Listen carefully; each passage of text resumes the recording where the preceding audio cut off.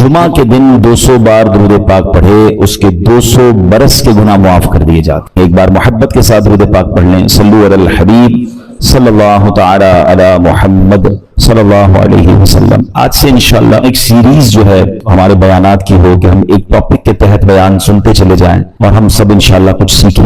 ہم انشاءاللہ قرآن سے ہی کچھ سیکھنے کی کوشش کریں گے اور انشاءاللہ اس کی برکتیں حاصل کریں گے۔ قرآن کریم فرقان حمید کی تو کیا شان ہے۔ انشاءاللہ آج کچھ قرآن پاک کی جو تاثیر ہے، انشاءاللہ اس پروگرام میں ہم قرآن پاک کی ان آیتوں کے بارے میں بھی جانیں گے جس میں رب عز و جل نے ایمان والوں سے ڈائریکٹلی بات کی ہے۔ آپ کو پتہ ہے قرآن میں more than 6600 آیات ہیں، مگر 89 آیتیں وہ ہیں اپروکسیمیٹلی جس میں اللہ کریم نے ہم سب سے براہ راست بات کی ہے۔ یا ایھا الذین آمنو کہہ کر، اے ایمان والو کہہ کر اللہ نے مجھ سے اور آپ سے کیا بات کی ہے، کم از کم وہ تو ہم جان لیں۔ تو انشاءاللہ قرآن کی باتیں ہمارا جو ٹاپک ہوگا اس میں ہم یہ آیتیں بھی کور کریں گے۔ تقریباً قرآن پاک میں 100 کے قریب واقعات ہیں، اسٹوریز آف قرآن ہیں، ہم انشاءاللہ وہ بھی گریجولی کور کریں گے۔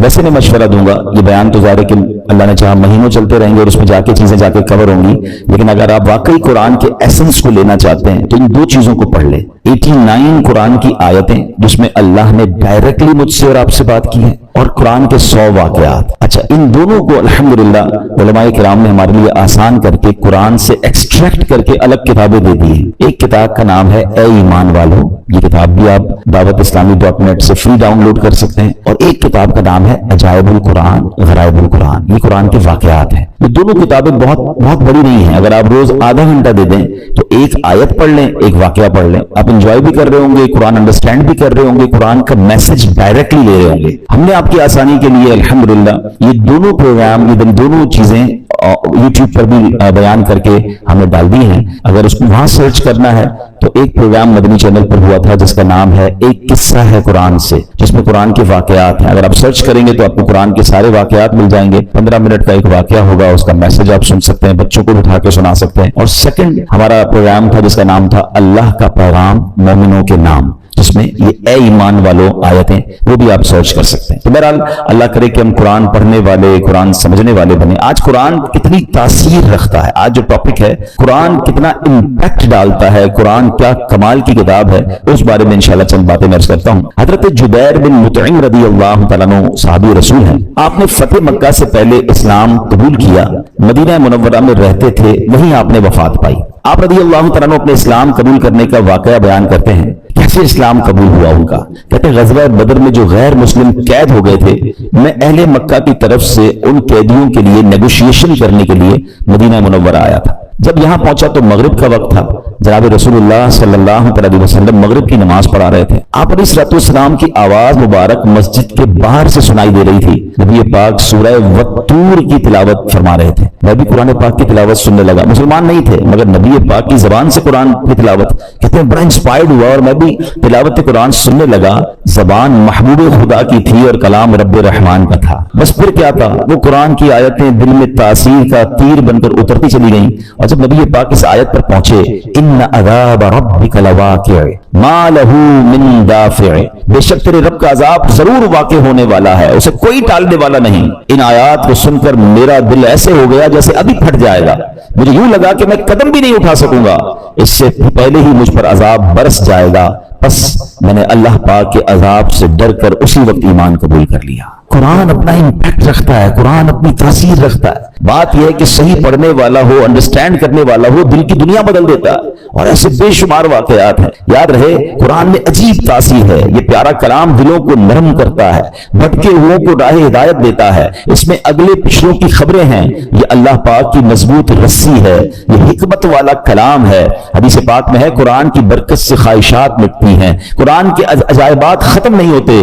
قرآن کریم کے مطابق کوئی بات کرے وہ سچا ہے، جس نے قرآن پر عمل کیا وہ ثواب پائے گا، جو قرآن کریم کے مطابق فیصلہ کرے وہ انصاف کرنے والا ہوگا، اور جو قرآن کریم کی طرف بلائے ضرور وہ سیدھی راہ کی طرف بلانے والا ہوگا۔ ایک حدیث پاک میں فرمایا جس طرح اللہ پاک اپنی تمام مخلوق سے افضل ہے، ایسے ہی اللہ پاک کا کلام بھی باقی تمام کلاموں سے افضل و اعلیٰ ہے۔ یعنی اللہ پاک کا جو مرتبہ مخلوق میں ہے سب سے افضل و اعلیٰ ہے، تو کلام الہی کا جو مرتبہ ہے وہ دنیا کے تمام کلام، تمام کتابوں میں افضل و اعلیٰ وہ کلام ہے، سبحان اللہ، وہ رب کا کلام ہے۔ یاد رہے میرے پیارے اسلامی بھائیوں کہ قرآن مجید فرقان حمید کس طرح چھوٹی سی یہ چند آیتوں کے ذریعے کیا کچھ ہمیں عطا فرماتا ہے۔ حضرت زید بن اسلم رضی اللہ تعالیٰ عنہ سے روایت ہے، ایک مرتبہ ایک شخص بارگاہ رسالت میں حاضر ہوا۔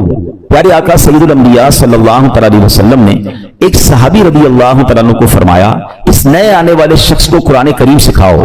اس صحابی نے اس شخص کو سورہ زلزال سکھانا شروع کی۔ جب انہوں نے سورہ زلزال کی 7ویں آیت سکھائی تو وہ شخص کہتا بس اب مجھے کافی ہے، 7 آیتیں سیکھنی ہے، بہت ہے۔ ان صحابی نے بارگاہ رسالت میں عرض کیا کہ حضور انہوں نے صرف 7 ہی آیتیں سیکھی ہیں اور کہتے ہیں مجھے کافی ہے۔ نبی پاک علیہ السلام نے فرمایا اسے چھوڑ دو، اسے فقاہت یعنی دین کی سمجھ مل گئی ہے۔ یعنی 7 آیتیں سیکھ کر، کیونکہ آیتیں تو قرآن کی ہر آیت میں خزانہ ہے نا، جس نے دل سے سیکھ لیا، سمجھ لیا، میسج آف قرآن لے لیا تو 7 آیتیں اس کے لیے زندگی بھر کے لیے کافی ہو جاتی ہے۔ تو قرآن ایسا خزانہ ہے، سبحان اللہ، میرے رب کا کلام ہے قرآن۔ واہ کیا بات پیارے قرآن کی، مصطفیٰ پر ہوا ہے یہ نازل، اس میں ہر شے کا ہے بیان شامل، سب سے افضل کتاب ہے قرآن، واہ کیا بات پیارے قرآن کی۔ اے میرے پیارے اسلامی بھائیوں، ایک بڑا ہی کمال کا واقعہ جو میں بات کر رہا ہوں نا کہ قرآن دلوں کی دنیا کیسے بدلتا ہے۔ اللہ کرے میں اور آپ قرآن سے دوستی کر لینا تو توبہ کرنے کے لیے، سدھرنے کے لیے، اللہ کی طرف رجوع لانے کے لیے قرآن کیا کمال کا کردار ادا کرتا ہے۔ حضرت ابو ہاشم رحمۃ اللہ تعالی علیہ فرماتے ہیں ایک مرتبہ میں بصرہ جانے کے لیے ایک کشتی میں سوار ہوا، اس کشتی میں ایک مرد بھی تھا، اس کی کنیز بھی تھی۔ ان کا پلان کچھ اور تھا، برے کام کرنے کا پلان تھا۔ وہ کہتے جب کشتی آگے بڑھی تو اس مرد نے اپنی کنیز سے کہا ذرا شراب نکالو۔ شراب لائی گئی، وہ مرد کشتی میں بیٹھ کے شراب پینے لگا۔ اپنی کنیز کو کہا کچھ گانا سناؤ، وہ کنیز جو ہے وہ گانا گانے لگی۔ تھوڑی دیر بعد انہوں نے مجھے دیکھا، ابو ہاشم رحمۃ اللہ تعالیٰ کہتے کہ آپ یہ گانا گا رہی ہے، آپ کے پاس اس سے اچھی کوئی چیز ہے؟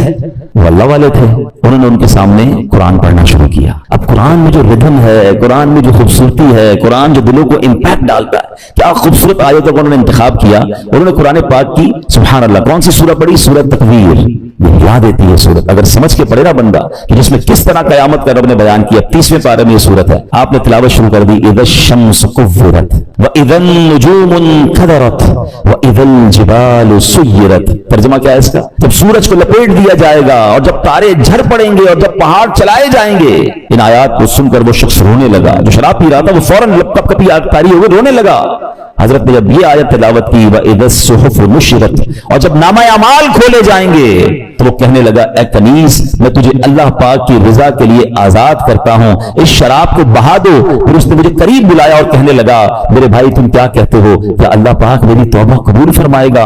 اللہ اکبر، اللہ والے تھے، کیا جواب بھی قرآن سے ہی دیا اور قرآن کی وہ آیت تلاوت کی، ان اللہ یحب التوابین ویحب المتطہرین۔ سبحان اللہ۔ ترجمہ کنز العرفان، بے شک اللہ بہت توبہ کرنے والوں سے محبت فرماتا ہے اور خوب صاف ستھرے رہنے والوں کو پسند فرماتا ہے۔ بس اس شراب پینے والے گانے باجے میں منہمک شخص نے جب یہ سنا کہ رب توبہ کرنے والوں کو قبول فرماتا ہے، محبت فرماتا ہے، چلتی کشتی میں اس بندے نے اللہ سے توبہ کر لی۔ اے میرے پیارے اسلامی بھائیوں، قرآن اس طرح دلوں پر اثر ڈالتا ہے۔ یاد رہے قرآن کا ایک نام حکمت بھی ہے، یعنی یہ وہ کتاب ہے جس کو پڑھنے سے حکمت و دانائی ملتی ہے۔ قرآن کریم کا ایک نام صراط مستقیم ہے، یعنی وہ کتاب ہے جو بھولے بھٹکوں کو سیدھے رستے کا مسافر بناتی ہے۔ قرآن کریم کا ایک نام نور ہے، یعنی وہ عظیم کتاب ہے جو نور بانٹتی اور دلوں کو روشن کرتی ہے۔ ایک صحابی رسول ہیں حضرت ثابت بن قیس رضی اللہ تعالیٰ، ان کا گھر جو ہے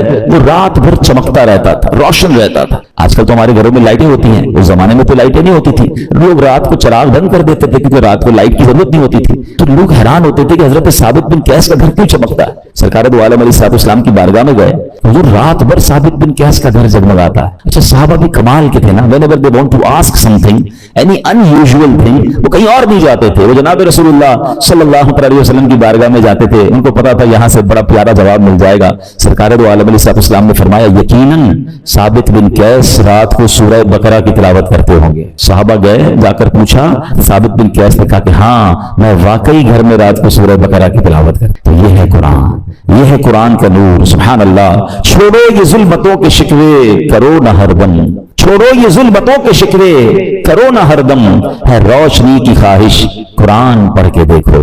تو قرآن پاک کی کیا بات ہے۔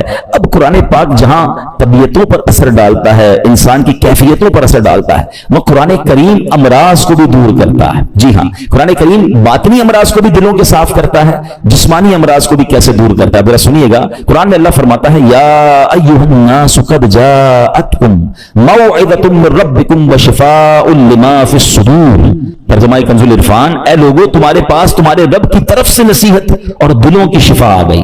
مشہور مفسر قرآن حکیم الامت حضرت مفتی احمد یار خان نعیمی رحمۃ اللہ تعالی اس آیت کے تحت فرماتے ہیں، قرآن کریم رب کی طرف سے بندوں کی روحانی پرورش کا ذریعہ ہے۔ دل کی بیماریاں جو ان پٹ ہوتا ہے، دل کی جو باطنی بیماریاں ہیں، فرمایا جہالت، شک، شرک، نفاق، برے عقیدے، برے اخلاق، حسد، کینہ، ہوس، دنیا کی حرص، عداوت، یہ تمام گناہ جو ہیں ان سے قرآن کریم ان سب کی اصلاح کرنے والا ہے۔ اللہ کرے کہ ہم قرآن کو پڑھیں اور دل سے پڑھیں، انڈرسٹینڈ کرنے کی کوشش کریں کیسے امپیکٹ ڈالتا ہے۔ ایک اور واقعہ سنیں، اللہ ان توبہ کرنے والوں کے صدقے ہمیں بھی سچی توبہ عطا فرمائے۔ علامہ ابن جوزی رحمۃ اللہ تعالی لکھتے ہیں، ایک عبادت گزار بزرگ تھے، 40 سال تک بر اعظم افریقہ کا بڑا مشہور ملک سوڈان، وہاں ایک غار میں رہ کر اللہ کی عبادت کرتے تھے۔ کہتے ہیں میں اس غار میں تھا تو ایک شخص اس غار میں آ گیا اور اس کے پاس کھانا بھی تھا، شراب بھی تھی۔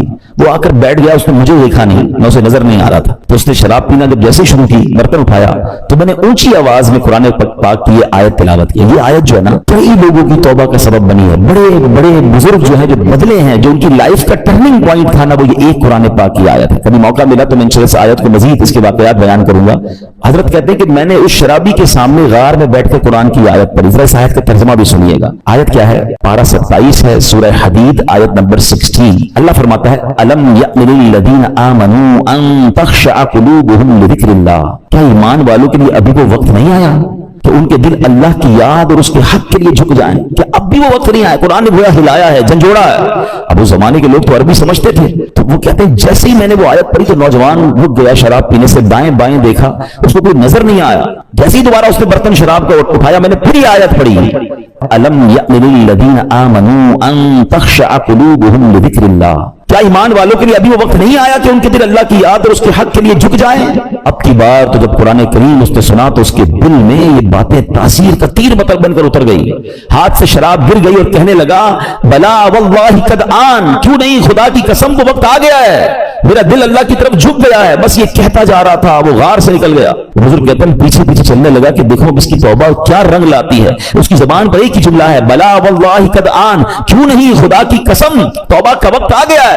بزرگ کہتے ہیں اسی کیفیت میں جا رہا تھا، آگے بہت بڑا دریا آ گیا، مگر وہ اپنی کیفیت میں تھا، بغیر سوچے سمجھے دریا پر پیر رکھا، مگر میں دیکھ کر حیران ہو گیا کہ وہ دریا کے اوپر سے چلتا ہوا نکل گیا۔ جو تھوڑی دیر پہلے شراب پی رہا ہے، سچی توبہ کرتا ہے، اللہ اس کو کون سا مرتبہ عطا فرما دیتا ہے۔ یہ ہے قرآن، یہ ہے قرآن کی تاثیر، یہ ہے قرآن کا امپیکٹ۔ ہمارا پرابلم یہ ہے کہ ہمارے گھروں میں برسوں سے قرآن ہے، شاید ہر سال قرآن خوانی کرتے ہیں، پورا ہر سال رمضان میں تلاوت کرتے ہیں، بٹ ہم انڈرسٹینڈ نہیں کرتے، اس کو سمجھنے کی کوشش نہیں کرتے، اس کا ایکسنس، اس کے عطر لینے کی کوشش نہیں کرتے۔ ورنہ واللہ جس دن آپ قرآن سمجھ کر پڑھنے لگ گئے، آنکھوں سے آنسو نہیں رکیں گے۔ جن کو کچھ قرآن سمجھ آتا ہے نا، جب کبھی امام صاحب تلاوت کر رہے اور کسی ایسی قرآن پاک کی خوبصورت آیت پر پہنچتے ہیں، سورت پر پہنچتے ہیں، جی نہیں چاہتا امام صاحب رکوع میں جائیں، جی چاہتا ہے یہ اور پڑھتے رہیں، اللہ کی باتیں اور بتاتے رہیں۔ تو میرے پیارے اسلام بھائی، یہ ہے قرآن اور یہ ہے قرآن کا خزانہ۔ اچھا، اب میں چاہوں گا کہ انشاءاللہ قرآن پاک ہماری باڈی پر کیا امپیکٹ ڈالتا ہے۔ کئی لوگ بیمار ہوتے ہیں، ہم میں سے بہت سارے لوگ بیمار ہوں گے، قرآن میں ہمارے جسمانی شفا کیسی ہے، ذرا یہ سنیے گا۔ قرآن پاک میں خود رب فرماتا ہے وَنُنَزِّلُ مِنَ الْقُرْآنِ مَا هُوَ شِفَاءٌ وَرَحْمَةٌ لِّلْمُؤْمِنِينَ، اور ہم قرآن میں وہ چیز اتارتے ہیں جو ایمان والوں کے لیے شفا اور رحمت ہے۔ اللہ پاک کے آخر نبی علیہ السلام فرماتے ہیں خیر الدواء القرآن، یعنی بہترین دوا قرآن کریم ہے۔ قرآن کی مختلف آیتیں ہیں، مختلف صورتیں ہیں، جس کو پڑھ کر دم کیا جائے اپنے آپ پر یا مریض پر تو اسے کیسے شفا ملتی۔ اور یہ صحابہ کرام کا طریقہ، خود نبی پاک علیہ السلام کا معمول کیا تھا، سنیے پیارے آقا علیہ السلام کا یہ معمول کہ صحابہ کرام اور بڑے بڑے اولیاء کرام تقریباً 1450 صدیوں سے امت کے مجربات یعنی تجربہ شدہ کاموں میں ہے کہ قرآنی آیات پڑھ کر دم کیا جائے تو اللہ پاک شفا عطا فرماتا ہے۔ مسلمانوں کی امی جان بیوی عائشہ صدیقہ رضی اللہ تعالیٰ عنہ فرماتی ہیں کہ نبی پاک علیہ السلام کے اہل خانہ میں سے جب کوئی بیمار ہوتا تو آپ علیہ السلام معوذات यानी सूरह फलक और सूरह नास पढ़कर उस पर दम किया करते थे। तो मैं आप सबको मशवरा देता हूं, रोज सुबह अपने घर से जब निकले या फजर की नमाज पढ़ें, अव्वल आखिर दुरूद पाक, सूरह फलक और सूरह नास पढ़कर अपने हाथ पर दम करें और पूरे जिस्म पर फेर लें। अपने बच्चों पर स्कूल जाने से पहले दम करें, मदरसे में जाने से पहले दम करें। ये गोया उनका एक हिसार है, रात को सोते वक्त ये अमल कर लें। ये खुद नबी पाक अलैहिस्सलाम का अमल है। ये इंशाअल्लाह बलाओं से, मुसीबतों से आपकी हिफाजत भी करेगा और ये बीमारियों को भी दूर करेगा। एक मरतबा एक सहाबी ने बिच्छू काटने पर सूरह फातिहा पढ़कर दम किया, अल्लाह पाक ने उस मरीज को शिफा अता फरमा दी। एक सहाबी के कबीले में एक पागल शख्स था जिसको लोग जंजीरों से बांध कर रखते थे। सहाबी रसूल ने 3 दिन सुबह शाम 3 मरतबा सूरह फातिहा पढ़कर दम किया, अल्लाह पाक ने उसे पागलपन से शिफा अता फरमाई। अल्लाह के कलाम में कमाल है। हम काश अल्लाह के कलाम से मोहब्बत करें और इसकी बरकतें लूटें। एक बार हजरत उमर फारूक रज़ियल्लाहु तआला अन्हु को कैसर रोम के बादशाह ने खत लिखा, मेरे सर में दर्द है और दायमी दर्द है, ठीक ही नहीं होता है। हजरत उमर रज़ियल्लाहु तआला अन्हु उसको एक टोपी भेज दी। अच्छा, कमाल ये था जब वो टोपी पहनता दर्द खत्म हो जाता, जैसे ही टोपी उतारता दर्द फिर शुरू हो जाता। उस बादशाह ने कहा है क्या इस टोपी में?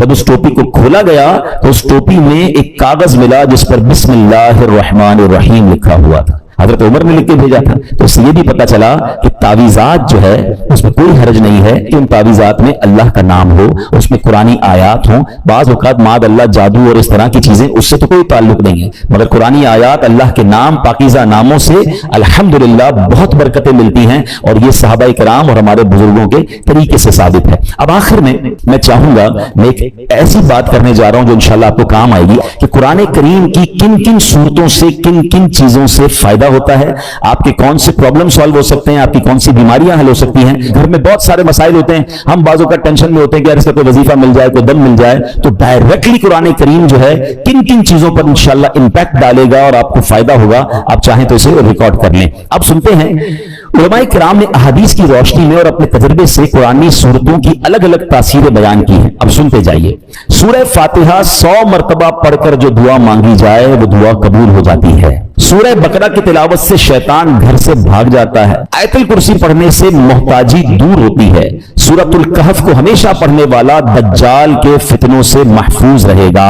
वालिदैन की कब्र पर हर जुमा सूरह यासीन की तिलावत करने से उसके हुरूफ की तादाद के बराबर यानी पढ़ने वाले के गुनाह बख्श दिए जाते हैं। सूरह दुखान पढ़ने से मुश्किल दूर होती है। जो मरने के करीब है उस पर सूरह जासिया का दम करने से इंशाअल्लाह ईमान पर मौत नसीब होगी। सूरह हुजरात का पढ़ना और दम करके पीना घर में खैर और बरकत के लिए मुफीद है। सूरह काफ, कई लोग होते हैं जिनकी फसलें होती हैं, बाग होते हैं, तो उसके बारे में फरमाया कि सूरह काफ पढ़ने से बाग में फलों की कसरत होती है। सूरह रहमान 11 बार पढ़ने से तमाम मकासद पूरे होते हैं। सूरह वाक़या जो शख्स रोजाना पढ़ेगा उसे कभी फाका ना होगा। सूरतुल मुल्क को हर रात पढ़ने वाला अज़ाबे कब्र से महफूज रहेगा। सूरतुल मुज़म्मिल को 11 बार पढ़ने से हर मुश्किल आसान हो जाती है। जो बच्चे हिफ्ज कर रहे होते हैं उनके लिए सुनिए, सूरतुल मुद्दस्सिर को पढ़कर हिफ्ज़े कुरान की दुआ मांगने से कुरान करीम का याद करना आसान हो जाता है। मरीज के पास सूरह मुजादला पढ़ने से दर्द में आराम मिलेगा।